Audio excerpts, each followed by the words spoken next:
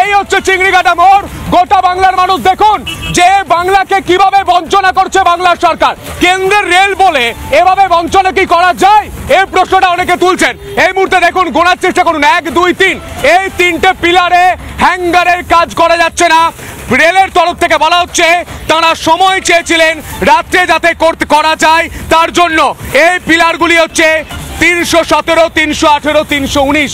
এই পিলারের কাজটা শুধুমাত্র ট্রাফিক নিয়ন্ত্রণের জন্য আটকে আছে। দাদা, এই মোড়টা দেখুন কত ইম্পর্টেন্ট। এখান থেকে মা ফ্লাইওভার, এখান থেকে রুবি, এখান থেকে গড়িয়া, এখান থেকে এয়ারপোর্ট, এখান থেকে সেক্টর 5। শুনুন, সবকিছু একটা পরিকল্পনা যেটা বললেন আমি জানি, কিন্তু যান নিয়ন্ত্রণ করে মেট্রো কেন হয়েছে?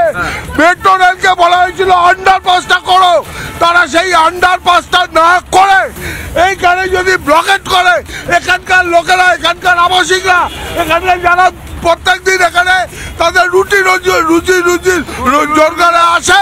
কি রাত 11টা থেকে ভোর 5টা যান নিয়ন্ত্রণ করতে বলেছে, যান নিয়ন্ত্রণ করতে বলা হয়েছে। সেটার জন্য মানুষরা বলছেন রুজিতে টান পড়ছে। আরে দাদা, মেট্রোটা হলে মানুষের সুবিধা হবে।